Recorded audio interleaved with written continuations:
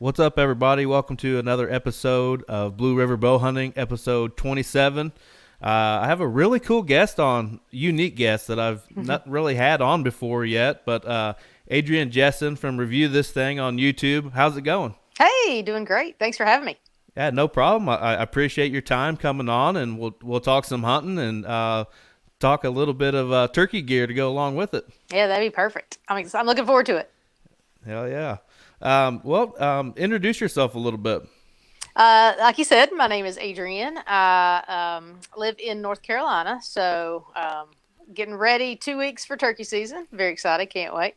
Started the YouTube channel Review This Thing a couple of years ago, and have just really kind of jumped in and tried to do the best we can of helping people figure out the the best products, or maybe even just figure out if that specific thing is what they want or not want. But we've just been having a really good time with it, and are having fun. Yeah, I mean, when that's the first thing I do. If there's something that I'm looking to buy or maybe just check out, that's what I do. I YouTube Yep. it, Yep. reviews, and that's cool. How exactly did it all start for you? So I was trying to remember what the product was. So back like 2 years ago, my husband and I were trying to buy something. For some reason, I want to think it was a certain kind of scope or something, but we just kept, watching reviews and reviews, and we watched like 10 or 15, and like this one would be missing this, and this one would, like you never could find everything you wanted to know in the same video. And we were like, this is terrible, I don't want to watch all these videos. And so we were actually hiking one day. We were on vacation, and we're just talking, and we're like, you know what? We should start a channel, and we can call it like Review This Thing, and then we can review whatever we want. And, and we'll make sure that the reviews have everything in it, so you only have to watch one review. It'll be like 10 minutes long, and that's the only 10 minutes you have to spend. So kind of started there. That was in 2019, and just kind of was one of those things that was on the to-do list. And then 2020, like we travel quite a bit in general, just because. Yeah, And so 2020, we obviously didn't travel near as much, so we were home a lot. And I was like, you know what? It's time to do it. Let's do it. yeah. Same thing kind of happened with me. Me and my wife were big race fans. We Mm, travel all over the country going to races and stuff. And with 2020, they pretty much shut that down. You all weren't right, going anywhere to watch a race anywhere. And all right. I told her, I said, I've always wanted to go somewhere a hunt, go to an outfitter or go to Mm-hmm. another state. I mean, I've been to other states, but nothing big. Right. And I went up to Wisconsin deer hunting, and it really changed my whole outlook on going and traveling hunting Yeah. anyways. Yeah. And 2020 definitely sucked, but I think it changed a lot of people's lives and them, seeing a different aspect of side Yeah. of things. Seemed to give us, which my real job, I was still working full time, but I just was home a lot more on weekends and such. So, Right. a little bit more free time than usual, and figured it was about time to try something new. Yeah, absolutely. So how did you get started in the outdoors? So, the funny thing is, when I think of, typically when people say like outdoors, they're talking like hunting, fishing, kayaking, stuff like that. But I always say that I pretty much spent my entire childhood outdoors. Right. It was just, playing soccer, playing tag in the neighborhood, riding bicycles, whatever. So my whole, excuse me, being outdoors was a huge part of my childhood. And I think what happened was as I got older, like played sports through college and that whole thing. And then when I graduated, and it was basically like, if I'm going to get to be outside, how can I be outside and still enjoy being outside? So Right. that's what I started doing, a lot more hiking and things like that. And met my husband, and he's a big hunter. He's hunted his whole entire life. And it did not interest me in the least. I was not going to get up and sit in the cold. I wasn't going to get up early. Like, I wasn't doing it. This just was not happening. And then I think we'd probably been married about 3 years, and he was outside practicing his bow. And I was like, well, I mean, maybe I should just get a bow, and then I can come shoot while you're out there.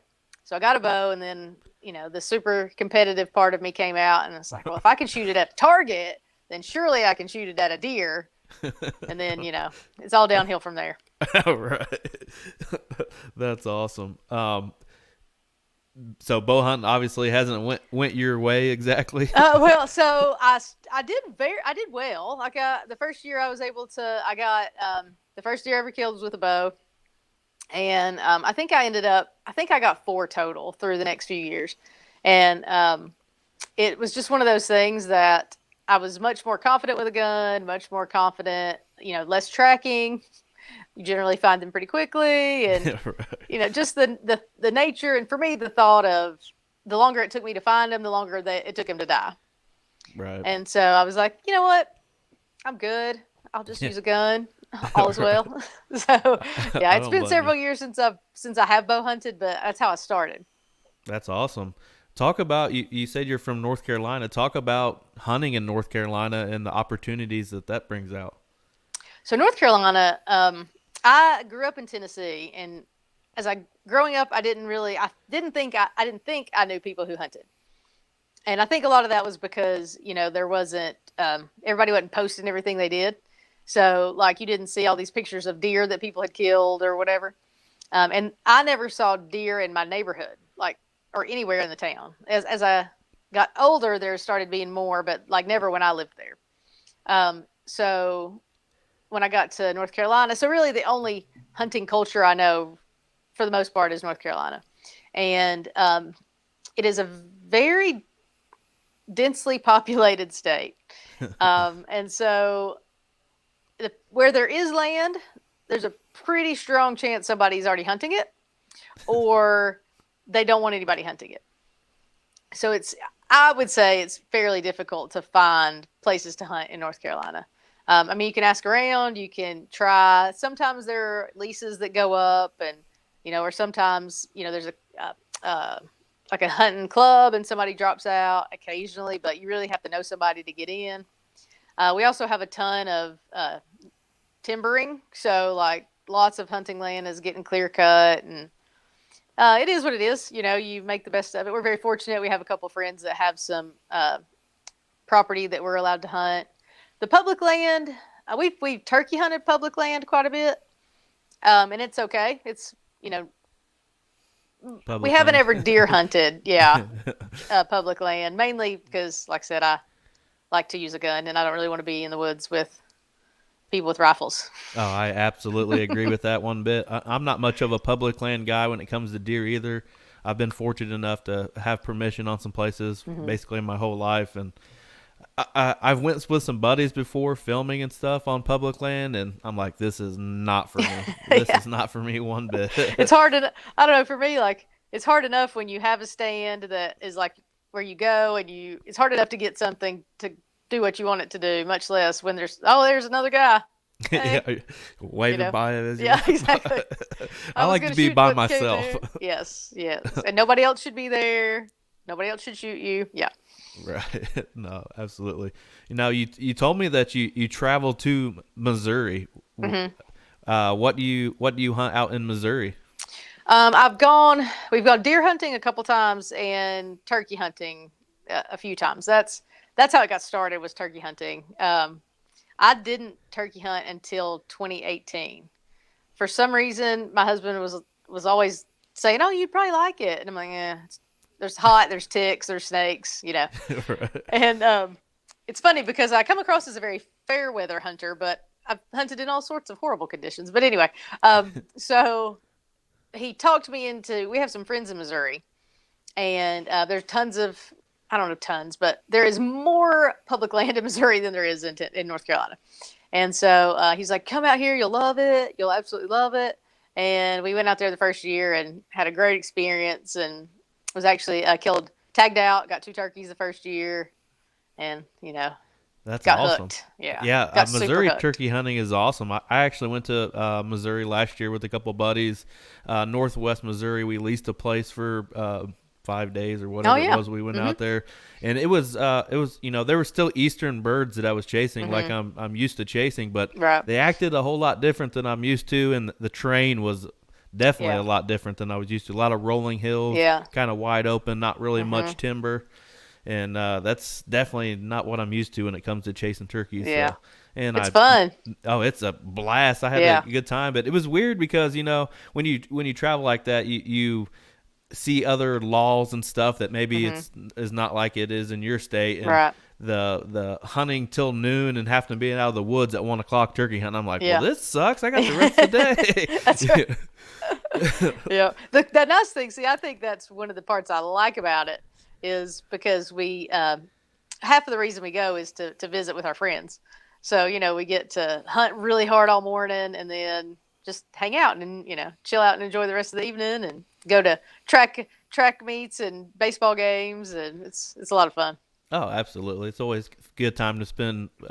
It's always a fun to spend a good time with friends and the outdoors all in one trip. I'm sure it's absolutely. fun. So let's talk a little bit of whitetails. We'll talk some turkeys in a minute. Let's talk a little bit of whitetails. You said that you don't really mess with public a whole lot. What kind of stands are you using? Are you more of like a fixed stand person, ladders, saddles? So interesting. We've never used a saddle, but that's definitely on the docket for this year. My husband, especially bow hunting, he's probably going to use it quite a bit more, but he's used climbers quite a bit, but the main things we use are either like lock-ons with the little stick ladders, a few ladder stands, occasionally a ground blind, but it's not super common.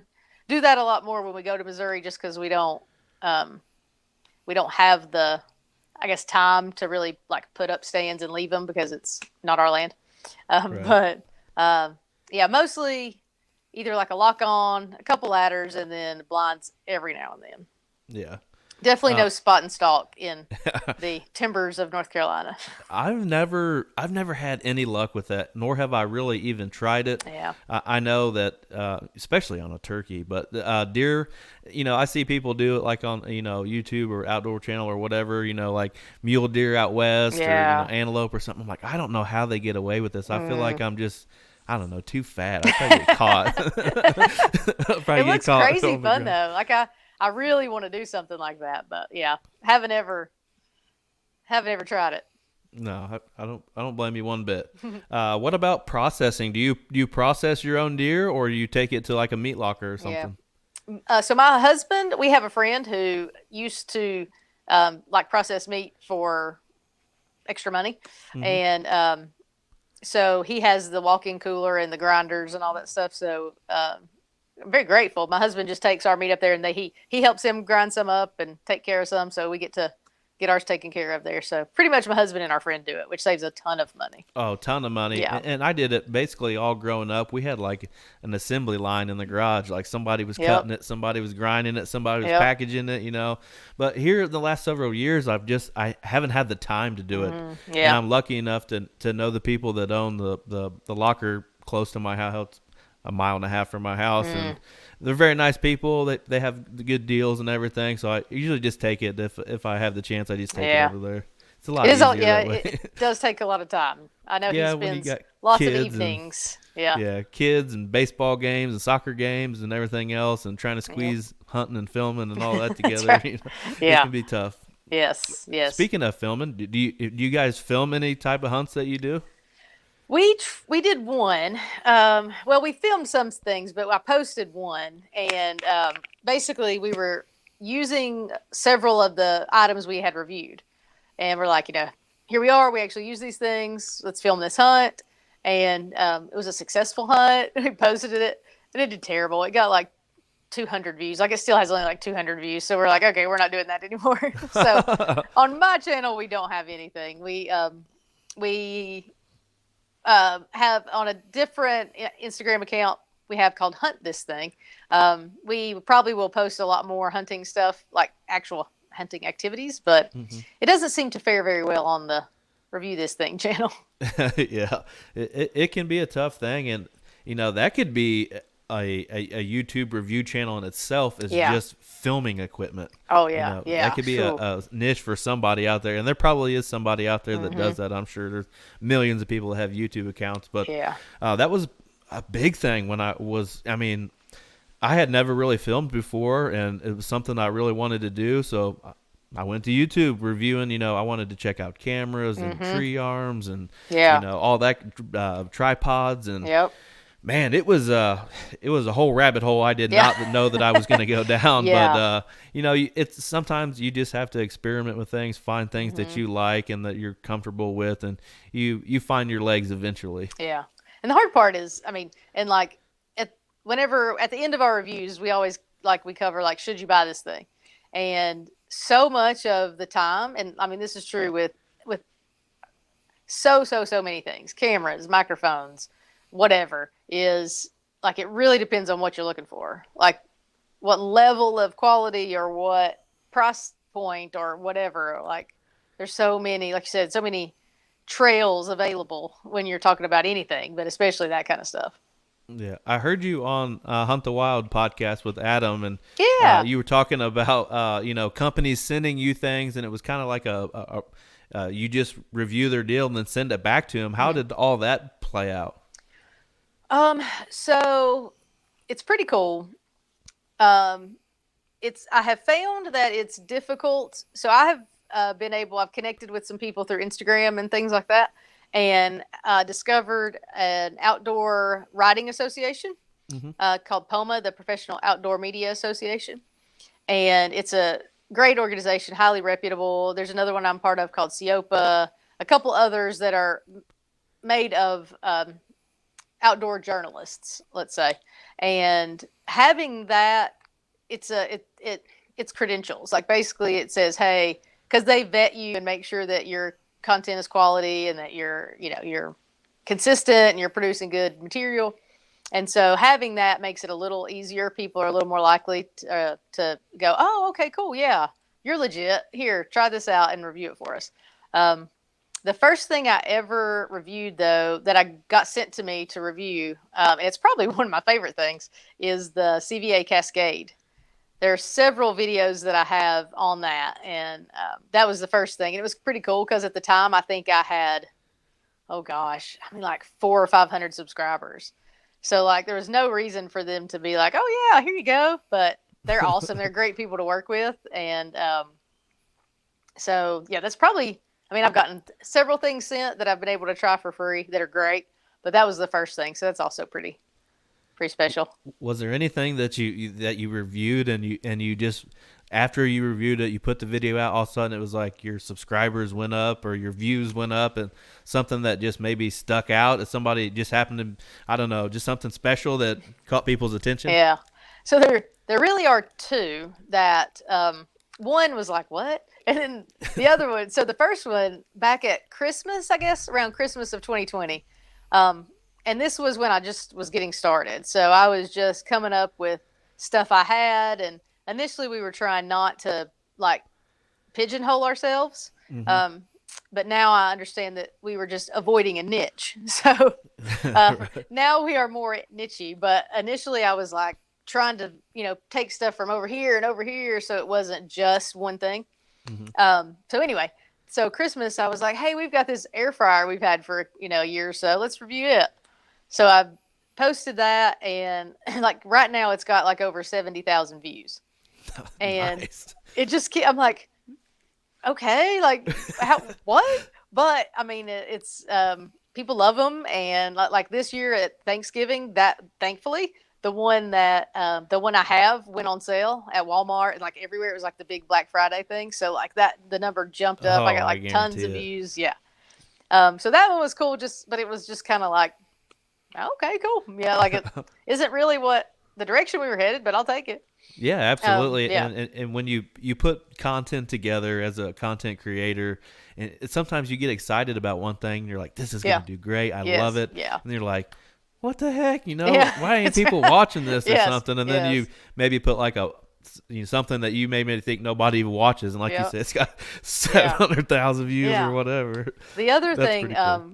Was very delayed. So there's a device the Whip Machine makes called the SME, the sound mitigating equipment. So it's basically a blast four device, linear compensator sort of deal. And I posted the review and it did okay. It was 4 months in, it had 20,000 views. I don't, I'm building my views, but so that was like pretty good. Like I was pretty happy with that. And then sometime right around December-ish, and I have no idea why, it just shot through the roof. And now it's got like 120 something thousand views. Like it went from the first 4 months it had like 20 total to like 4 months later having 120,000. So I still don't know what happened, but I'm not complaining. So No, definitely not. yeah. By the way, you are murdering me in views on YouTube. It's fun though. I still have fun Yeah. whether Oh people are gosh. watching or not. I still have a Absolutely. Yeah. blast. And that's the thing. I think I was talking to somebody about it the other day, and the biggest difference I think is if you're doing something that you're like you're trying, you know, you come up with this idea and you're like Right. trying to do it just to make money or just to whatever, and it's just an idea that you had, then it's like when it doesn't take off, you're like, whatever, I don't care. Right. But when you're, you know, like this, like talking to you, making videos, reviewing stuff, like whenever you're using stuff that you are having fun, like you're having fun trying out, like I'm, you know, having a blast trying out the CVA Cascade or having, you know, the Whip Machine SME or the True Lock chokes I just got, you know, like you get to shoot stuff and hunt and play Right. outside and, you know, and then you make a video and it's, you know, like you said, if obviously it's more fun when people watch, but still super fun. Even if they don't. Definitely, and I've had this conversation with so many people. Actually, I was just having this conversation with somebody the other day. They were asking me about, you know, how many views I get or how many downloads I get, and blah blah blah. And I'm like, yeah, you know, such and such number, but it's not really all about the numbers. For me, it's almost like a networking thing. I Yeah. love talking to Yeah. people, especially in the outdoors, and you know, listening to their experiences, and I learned so much. You know, like the difference between me deer hunting in Indiana and you deer hunting in North Carolina, and Yeah. just the differences of that. And you know, maybe one day I go to North Carolina, I'm like, Yep. hey, Adrian, you gonna hook me up with some property? Or That's what? right. You know what I mean? Yeah. Yeah. But let's talk a little bit of turkeys. It seems like you gravitate more towards the turkey hunting than you do the deer hunting. Yes. Yes. Let's just go with that. So, I do enjoy deer hunting, but like for me, turkey hunting, it's just because it's active, you know, and like you can do things to increase. I mean, you can do things with deer hunting too, but like in that moment, you can hear a turkey gobble, and you know you can figure out, oh, he's on that ridge. Well, let's go around this side and see if we can call, because he'll probably come up this ridge. So let's go around the backside and see if we can call him to that ridge. You know, like there's, and then if he stops, then you hear another one. Well, do you stay because he's probably going to come to your call eventually, or do you know? It's just very active, and you can like immediately affect what's going to happen.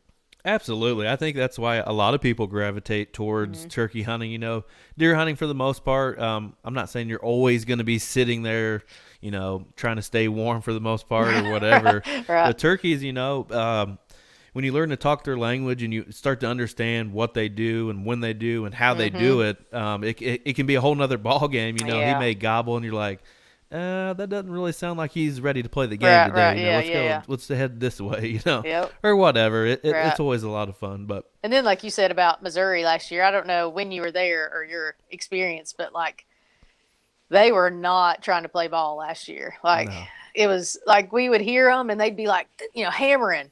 And then you would like there was several times we saw them out in the field, and we'd see like a gobbler just strutting his little self, pretty as you please, and you're calling and he's gobbling and calling and he's just walking away. And you're just like, what are you doing? Like, you're Right. supposed to come to me. I had a bird hang up about 70 yards ish, and the hen came in. The hen came in to 5 yards maybe. I could have reached out. We were actually in a blind, and I Oh, never wow. hunt in a blind. The only reason I was hunting in a blind is because I was bow hunting turkeys. Oh, there you go. And I don't know. I've shot 60, 65 yards sometimes, and Yeah. I wasn't about to shoot that far. And Yeah. I don't know. Where I was at, I was there the first week of season, and they were hammering where we were at. We got them to play the game a little Yeah. bit, but nothing like I'm used to. Yeah. I go down to Kentucky a lot, and those birds are so vocal and so active. I mean, you may fall short on a bird in the morning, and you know, an hour later, you got another one, you didn't even know was Yeah. there, and he's about to be in your lap before you even know it. That's awesome. It is fun. Well, let's talk a little bit of turkey gear. What kind of calls do you and your husband like using? So I have a very small palate. Prior to figuring this out, I was like, I couldn't use diaphragm call because it just gagged me to death. Like I couldn't. I was like, I don't know how you do that, but I'm not doing it. And then I figured out the whole palate thing. I watched. You ever watch Shane Simpson on Yep. YouTube? So I was watching him, and he's talking about the different calls and stuff. So I was watching this video, and I'm like, oh, okay. So figured out the whole airflow thing. And Woodhaven, there are several brands that make smaller calls, but Woodhaven makes a mini line. There's like 3 or 4 of them, and they're like perfect. Like I can use them. They don't hit the edges enough of your palate to make you feel like you're gonna gag. Right. So those, I'm practicing. I'm hoping to use it more this year. Last year I just started using a slate call, and the one I got was this like cheap one. I think it was a Primos Old Hen or something like that. Right. From Dick's Sporting Goods or something when they sold hunting stuff. And one of the turkeys, the first turkey my husband killed in Missouri, I actually used that call. It's the first turkey I'd ever called in myself, and called it in from like 500 yards across this big old field. Yeah, it was pretty cool. But then I got a Woodhaven crystal call this year, so we'll see how that goes. But mainly those two. Yeah, Woodhaven makes some really great calls. I mean, I feel like they've taken the game over on diaphragm calls, and I'm not gonna lie to you, I'm a huge turkey hunter. I didn't even know they were making these mini calls that you're talking about. I have to check these out. Great. Yeah, they're awesome. I normally don't really have a problem with the gagging reflex on it, but I have ordered a few calls here and there that just hit it just wrong that makes me want to gag, and I'll just take some scissors and kind of trim it out, get it to fit the way I want. So the cool thing with those is, because I've bought other ones and like trim the tape, like you said, but I guess it's made of metal or whatever. The actual like piece that shapes the U is more narrow. So yeah, I love them. Absolutely love them. Absolutely. What about a vest? You rocking a vest in the turkey woods? Yes. So last year I wore a vest, and I think I purposefully forgotten what it was called, because it was awful. And I was going to do a review on it, like, don't get this vest, but that's not very fair because it's like a, one size fits all unisex, which means it's made for like a 6'2" man. Right. And I'm 5'4". So it was way too big. And I don't know if that was part of it, but the little elastic hooks wouldn't hold my stuff in, so I lost my like $30 owl hooter and lost a bunch of other stuff. So anyway, this year I'm going to be using the Nightingale Run and Gun 200. Nice. And there will be a review on that, but I want to use it before I review it. But so far, just the way it fits, because it's got like 10 or 12 different adjustment straps. So it's not just like, one strap around your chest and you're like, well, that's way too big. So there's all kinds of places, and it's very, the seat isn't like you can adjust how far it hangs. So like you can wear it while you're hunting, or you can fold it up. So I'm looking forward to using it, but yeah, I like, it in the basement. It feels really good. That's awesome. Nightingale's been in the game for a long time. I can remember, being 13, 14 years old, watching them guys on TV hunting and buying a few of their calls that I've had over the years. Actually, I think the first turkey I actually killed it with the push button call. Oh, and nice. I believe it was Nightingale.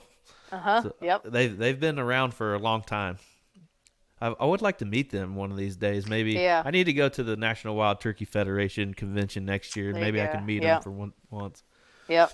It's in Nashville, I'm pretty sure, all the time, right? Yeah, it's in Nashville every year, and I think next year is like a big one for them. I can't remember if it's like 50th or 75th or 100 or something like that. Yeah. So it's supposed to be a pretty big deal. What about a gun set? What gun setup do you use for turkey hunting? So I have a Remington 870, like Youth Express 20 gauge, and a couple years ago I switched it out and put the Sure Shot stock on it. So with that stock, it's got the, like the cheek piece that's kind of up and elevated, and it has a thumb hole stock. It's all, of course, all decked out in my camo tape. Oh yeah. Oh yeah. And but the thumb hole stock for me, like that's game changer. Like that was huge. But yeah, I have, like right now I think I have a Burris Fastfire 2 red dot on it, I think. But yeah, I absolutely love that setup. It's very comfortable, lightweight because it's, compact 20 gauge, but yeah, it's pretty sweet. I've heard of a lot of people. I mean, even like you saying, like a 6'2", 300-pound guy. I've heard a lot of people going to 20 gauges. Yeah. Especially with the TSSs that are out there that people are shooting. You can really reach out there with a bird or to a bird, and they seem to have some good chokes that they're putting in these guns, and they're shooting great patterns even at 30, 40 yards with a 20 gauge. Yeah. So speaking of, great segue. So right now, we have 3 turkey shell videos. One we did last year, and it was comparing Apex shells to other non-TSS I think at 40 yards. So then this year, if you kept up with the National Wild Turkey Federation banquet this year at all, there's a new company called Verdict, and so there's a video on there about the Verdict shells, and the shots there are 40, 60, and 20. And then I did another Apex comparing the 3 different loads. These are all the 20 gauge. So we did 20, 40, 60, and then I actually shot one load at 80 out of that 20 gauge. So yeah, How did the I would Apex... never shoot a turkey at 80, but no, I wouldn't either. No. How did those Apex hold up compared to a TSS? So they are TSS. The Apex are TSS. Okay, I got you. Yep. And so are the Verdict. Okay. Which shell shot the best? I don't know that I haven't shot a ton of different ones, but I don't know that any of them have shot bad. Like, right. If they're all 4 loads, so the Verdict and then the 3 different Apex did really, really well. Super good patterns at 40, like killable for sure patterns at 60. The one Apex load I shot at 80, like you could totally kill a turkey at 80. Wow. So it's ridiculous. The cool thing we did with these 2 is I did the pattern, but then I was also like, well, that's cool, but if it's, just kind of barely popping the target, like how effective would it be? So we did a penetration test too with all those. So we had like, stacks of cardboard to see like how likely would it kill a turkey this far. So it did really well though, but check those videos out. Yeah, absolutely, for sure. Another thing that you reviewed was the Primos trigger stick. How did you like that? So I absolutely love it. The first year I went turkey hunting, I didn't have a shooting stick of any sort. I've never been, so didn't even know that was a thing. And we set up in this, like, backed up into this, like, cedar thicket thing. And a big old Tom got hung up at like 100 yards.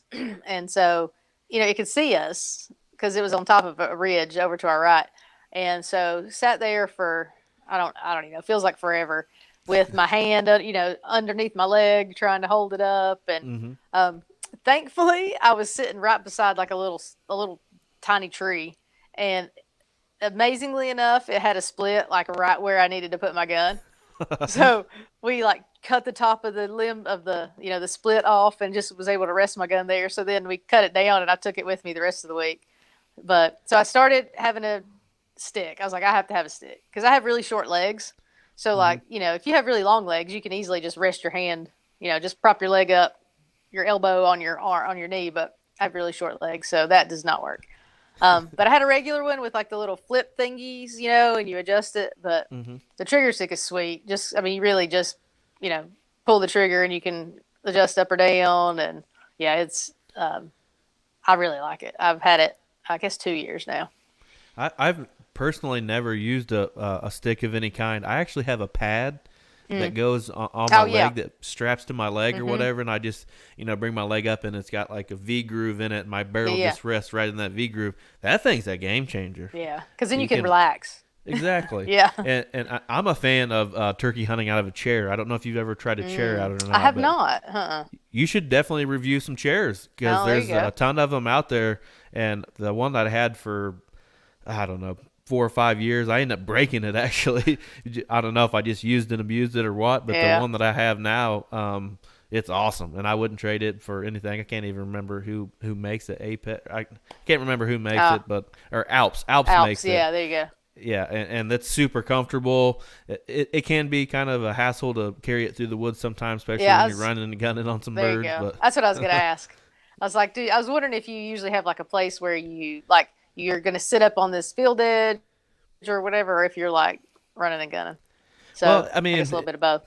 it's got like this thing so I can collapse it, and then I got like a hook and it hooks, and then it won't come Oh, okay. apart until I unhook that thing, I and I gotcha. can just throw it over my arm. But you carrying a gun and decoys Right. and a camera and That's everything right. else, you're like, Yeah. gosh, Yeah. it makes it a little more difficult. What about boots? What kind of boots are you rocking? So this year I just got their Under Armour Hover, I think HOVR, I think is what they're called. Um, I needed some new ones this year because my ones I had weren't waterproof anymore. Those actually, this is what's crazy. The boots I wore for like 2 years were like an emergency. My other boots weren't waterproof, so I had to go to Walmart. So they were like Walmart boots, but they actually did great for like 2 years. So I'm very excited to try out these Under Armour ones because I was looking for ones that were more like sneakers, Hmm. like would be more comfortable and less boot like. Right. So I'm really they're very comfortable for what I've worn them for. So I'm looking forward to like testing them out on uneven terrain and get them wet and make sure that they're doing everything. So stay tuned for that review too. Yeah, absolutely. I've been a rubber guy. I wore rubber boots my entire Mm, life, especially deer hunting, turkey hunting, whatever.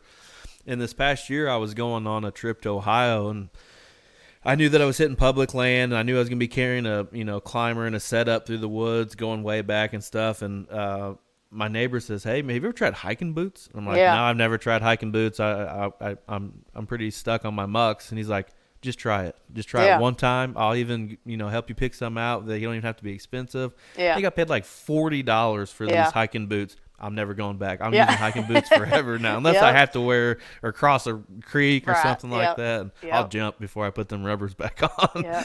Because they're not comfortable. If you got to walk, No, they're absolutely no. Mm-mm. uncomfortable. Yeah. There's no. I feel like my foot is just so crammed in there, and it can't breathe, and my Yep. feet are all sweating. I'm Yep. not a fan. No. I know that you've done quite a bit of reviews on hunting clothing. Talk a little bit about Hmm. some of the clothing that you've reviewed. Yeah. So the main two brands, I think I'm probably going to be wrong as soon as I say this, but I think the main two that we've covered are QU and First Light.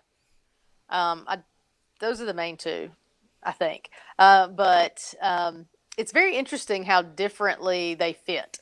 The QU seems to be a much more athletic fit, Hmm. more like narrow legs and narrow hips kind of thing. And of course, QU, um, as of right now, doesn't have a women's line. Part of my problem though is most women's clothing is not. I don't know. I'm weird. Doesn't fit me at all. So I No, pretty much have to get men's clothing anyway. right. But the First Light stuff, most of it I've been pleased with. My favorite thing, clothing wise, by far, are the First Light base layers. Hmm. Gosh, they're phenomenal, super comfortable, like amazing. I love their base layers. Yeah, I had never really even heard of First Light until I was actually on the Hunt the Wild podcast with Adam, Mm. and he was Oh yeah. asking me what I wear, and he was talking how he loves First Light, and I'm Hmm. like, I got to look this up. I've never Yeah. even heard of this brand before because there's so many different brands out Oh there, gosh, yeah. and vastly different in price. Yeah, oh yeah. I'm Oh not yeah. sure why some of it is expensive as it is, Hmm. but that's neither here nor there. Right, right. um, And it's hard, like a lot, like First Light, QU, Badlands. Like there's so many of them too that you can't that like Bass Pro doesn't sell, and so right. like that's where how many people go to like basically now Cabela's or Bass Pro to buy their hunting clothes. And so those are ones like I think the first time I don't even know how we found QU. I think my husband was getting ready for a he went on an elk hunt and was trying to find a rain jacket. And I think just Googling, YouTubing, found the QU stuff. But then we probably were first introduced to First Light on Meat Eater because they're all the time wearing that stuff. But Yeah. it's very comfortable. I love, like I said, the base layers are just phenomenal. One thing we were talking about the other day is, back then or back when I first got into hunting, maybe when I was younger or whatever, you could go to a Walmart, a Rural King, a Bass Pro, a Mm-hmm. Cabela's, so many different places, Yeah. and find stuff and maybe even try it on, and see Right. if how it fits you. I Right. feel like we don't have that luxury anymore. Everything's online. Like we don't have. I mean, I have a Bass or a Cabela's here, kind of close to me, and like you said, I went in there and it's like I have two brands or three Yeah. brands to choose from. It's like, well, I don't Yeah. like any of this stuff. What am I gonna Yeah. do now? Yeah. And like, it was funny. There was, I forget which store it was, but there was a store that sells hunting clothing, and they were like largest selection of women's clothing. And so I went in it, and like the next day, and there were like 3 racks. Like, whoo, yay! Yeah. But yeah, like even in like stores like Cabela's and Bass Pro, they've like shrunk down their inventory so much that like you may find a pair of pants that you're like, oh, those I might could wear those, but they're like they have 6 pair, and so they're not going to Right. have your size or whatever. So yeah, it's Walmart used to have tons of stuff, Hmm. and I mean they still have probably more than a lot of They probably have places, more than but Cabela's does, yeah, really. they do. But yeah, that same thing. It's I mean I guess you could haul to the dressing room with your Walmart gear, but I never tried that. That's pretty funny. Um, what about you listed that you have reviewed Walker earbuds. Hmm. How did those work out? So I have the R600 silencers. So they're not the Bluetooth ones. They're kind of they're like a year, or not a year, like 2 or 3 years older. Hmm. I really like them. There are things that could be improved. Um, that I think they maybe are changing as they make new ones, but the the couple things that I could be better about them is they stick out fairly far from your ears. Hmm. So like if you're trying to wear a hat, or like something over your ears, and they can be kind of uncomfortable pushing in. And Hmm. then they are not selective about what they enhance sound wise. So like everything is louder. So the wind is louder. There's everything is louder. But if especially because I also just reviewed the Tetra hearing Hmm. protection. So when you look at the price difference, so the Tetra hearing does a much better job of lots of things, but they're significantly more expensive. So it kind of depends on what you want and what you're willing to pay. Because I've hunted with the Walkers for like 2 years, and they did great, and I didn't really have any complaints other than the wind. But then now that I've tried the Tetras, I'm like, oh, I don't think I can go back to the other ones. Is that something that you like taking with you when you hunt? Or the earbuds?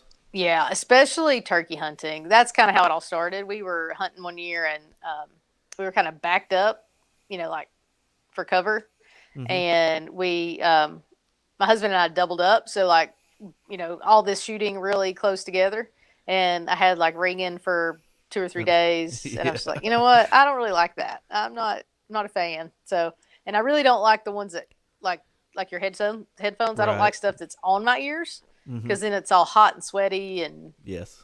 so I was looking for earbuds, and I found those. But yeah, we went snow goose hunting a few weeks ago, and I wore those Nice. Tetras the whole time, like, and they're just because they enhance sound, but then they also like block shotgun or rifle or whatever. It's what I use Right. when we go to the range all the time, just because you can still talk, have a conversation, and still have your ears protected the whole time. You talked about going snow goose hunting. Is Hmm. that something that you've done before? Have you done much waterfowl compared to that? No, this was the first year. So February, no, yeah, February we went snow goose hunting, and before that we were like we need to like use these guns and make sure, because we've never waterfowl hunted at all. So we went on a duck hunt on the coast of North Carolina, which is apparently like the place to go to hunt waterfowl in this area. And that was super fun. We had a really good time. And then the snow goose hunt was a conservation hunt. Yep. So it was so much fun. We'll definitely be doing that again. But that was the first year we'd ever done it. Deer and turkey, it's its own thing, but Mm-hmm. there's something about waterfowl it's still special to me. I've been waterfowling for a long time. It takes a back seat to the deer hunting and stuff, but there's nothing like going out there on a cold morning with your buddies sitting on the river, shooting mallards or some honkers that fly by. I find it so much fun, especially like all your buddies are with you or whatever. You might have a small group or whatever, but you're talking. You're not really worried about your scent or whatever. Right, it's like, here they come, Yeah, that's right. Yep. It was. And the snow goose hunting, we were in layout blinds. Yep. Which I didn't know what that was, but it was just super exciting. You're like laying there being super still. And then we went with a guide. It was a group of people. You're just laying there and waiting for him. And he says, kill him! And everybody sits up and just starts blasting all over the place. So it was a lot of fun. It was super fun. On the conservation hunt, that's where you got to put the extended tubes on your gun? Yeah, well, you could. We didn't have any, but yeah. Like no limit to the shells, no limit to the take. Like, yeah, you see them big tornadoes coming in, and it's just like, and they just all drop. I've never been snow goose hunting, but I want to go for sure. It was super fun. And it's very, I talked about this, I think, with Adam, but it's super reasonable. Like, I think the group we went with, and next fall, late summer, I'll post a review on them. But they were New Outdoors, NEU Outdoors. And they do hunts like from Texas all the way up to like Canada. So they follow with the snow geese. Right. And I think per person it was like $150 a day. So I mean you still had to get your room and your food and things like that, but you didn't have to have any. I mean we counted, they probably had, we're super guessing, but like $15,000 worth of like decoys and blinds and calls and stuff. It takes them hours and hours to put all those decoys out. So I was like $150 for me to just roll up and climb in this thing and lay there and shoot some things. It was definitely worth it. Definitely. We used to when we field hunted for ducks and geese, we used to use those layout blinds like a lot. Like I put so many miles in mud on mine that you couldn't even tell really what it was after I was done with it. And we started hunting out of, I don't know if you've ever heard of them or not, but they're called A-frame blinds. So it's basically like kind of panels that you put up or whatever with the blind, and you kind of blind it in or whatever, but you can just sit in like a chair. Oh. And all you do is stand up. I mean, you don't have to lay on your back, because we sat in them so much and hunted out of them so much. It would kill me after the day is over. I'm like, man, my back is killing me today, Yep. But that'd be a cool thing kind of review, especially for waterfowlers. I haven't seen those, yeah. And that's the fun thing is there's so many, like, as I've been doing the channel, like, there's more and more things I want to review. So it's like, oh, yeah, well, I need to go waterfowl hunting. Well, I need to go pheasant hunting. We need to go quail hunting. All these things I've never done. It's like, well, yeah, we got to go do that. I need to go spear fishing. I need to go, bow fishing. So it's fun. It's one of those things you got to rein it in a little bit and know, like, hey, there's time. This is not a sprint. Like, there'll be time to do all the things. So that's pretty cool, because you could experience so many different things just because you're, reviewing a certain item. Yeah. It's the hard thing is finding time, mainly, like being able to review all the things and then make all the videos. Because right now I put one video out a week, so every Sunday there's a new video, and cool.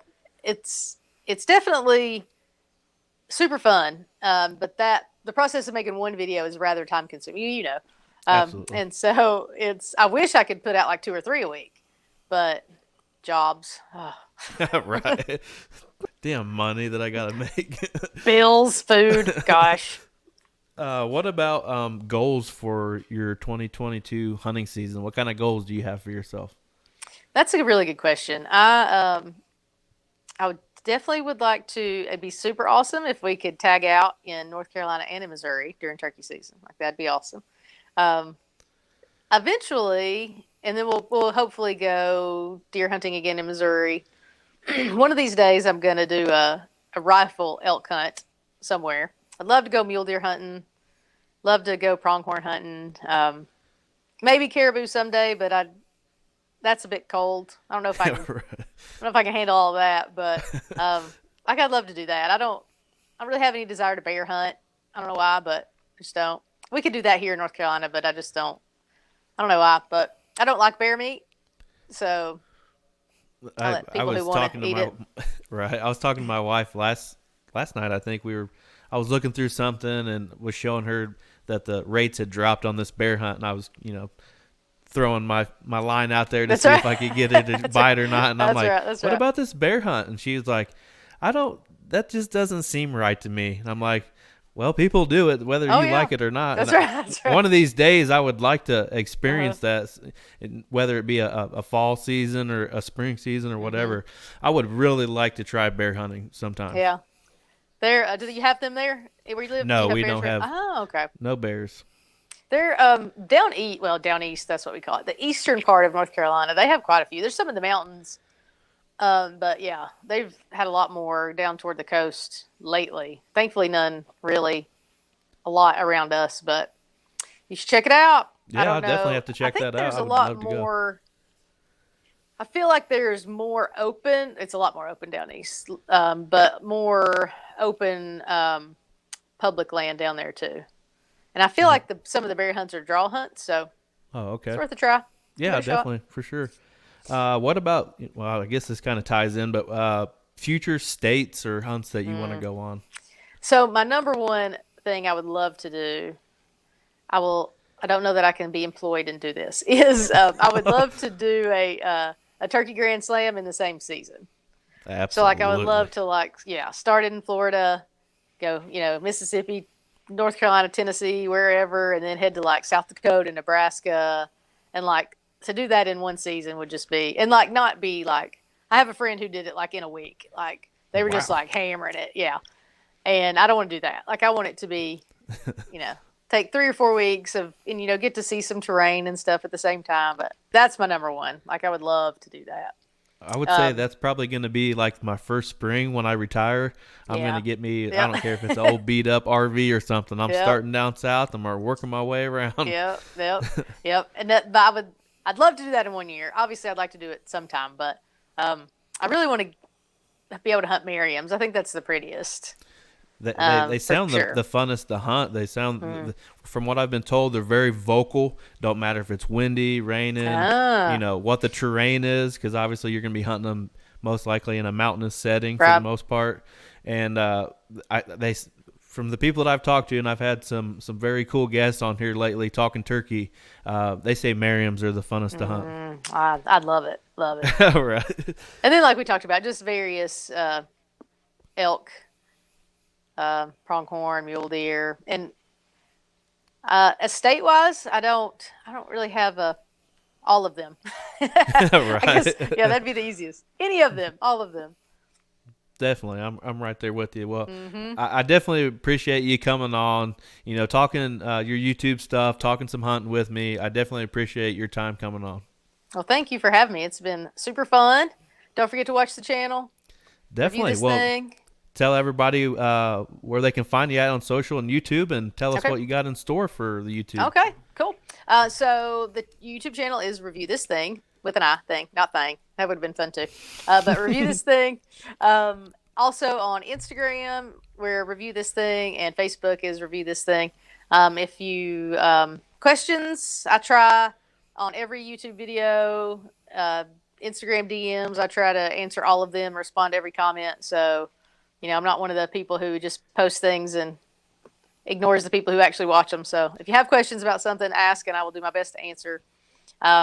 This year, just hoping to get out there, make a lot of videos. Hopefully, if I don't get to start it in 2022, in 2023, I'm planning to do something similar to this, but have a guest reviewer, and just have you come on and talk about a product that you really like, and ask you all the questions so that people would. There's a lot of people who know a lot of things about a lot of things I don't. So if I can get somebody that has a good bit of experience with a product that I don't, then I'd love to be able to reach more people and answer more questions other than just what I can answer. So hopefully, if that awesome. doesn't start this year, it'll be next year. Well, if you ever need a guest, I'll be up for it. Good, good. I'll take you up on that. Don't offer if you Yeah. don't mean it. No, I definitely mean. I've been on 3 or 4 different shows here lately, and I have a blast on each one. Each one's Yeah. unique and different, and that's the fun thing about Yeah. podcasting in general is, me and Adam actually we started our podcast at the same time, kind of bounced ideas off of one Oh, another, cool.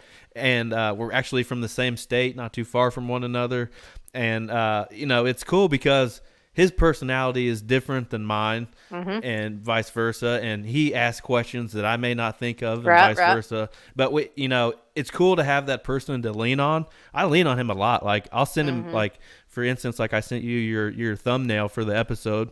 And, Yeah. it's like, hey man, does you think this works? Or Yeah. hey, was this a good episode? If not, be honest, and we're honest with each other, which I think Yeah, makes yeah. us better at what we're doing. I think. Absolutely, absolutely. The cool thing about I've learned in the past couple years of working in the outdoor industry. I'm obviously on the very lower end of the outdoor industry, but it's definitely a fraternity, I guess, of sorts. Like people want to help each other. Definitely. If you reached out to me on GoWild, which is a really cool social media app. I'm on there too. Absolutely. That I'm on GoWild as Adrian Jessen though, because I couldn't do a review of this thing. So check GoWild out because it has no shadow banning. And I mean, you're probably on. I know you're on there, but your audience. Yeah, when you listen to this episode, that's the intro to my video. To my podcast. We actually have a partnership with GoWild, so Perfect. Yeah. everybody hears that every week, which is Yes. it's awesome because I'm such a supporter of them and what everything that Brad and everybody's got going, and they're it's great such a guys. cool thing. And actually, they haven't announced exactly what it is yet, but they're having like a archery shoot with country concerts and Oh, no way. food and drink beverages in Louisville, Kentucky, July 9th. And I'm Oh, going. there you go. Heck yeah. I can't wait. It's gonna be fun. That's cool. Yeah. But so everybody, like, you reached out and were like, hey, you want to, it'd be awesome to have you on the podcast. And of course, I'm like, I would love to be on your podcast. And Definitely, people are just super helpful. It's definitely a place for somebody like myself that's looking for unique guests or whatever, to find somebody. Like I've met people on there that deer hunt in Massachusetts, or turkey hunt in Texas, and it's just cool to get all those different things. And everybody's super nice, and they always want to come on. And I've met a lot of cool people on there that are my friends now. Yeah, that's cool. Literally, it is really neat. And putting faces with names, and whenever you post something, I'm like, heck yeah, Brett, way to go. No, I'm like, right. Hey, random guy. It's Right. neat. Well, that's cool. I definitely appreciate you coming on, and everybody check us out, Blue River Bow Hunting. We're on GoWild, Facebook, Instagram, Twitter, anywhere you can find the podcast itself. And I appreciate you, and everybody go check Adrian and her YouTube channel out. Yes, please. Thank you. Have a good day, everybody. You too.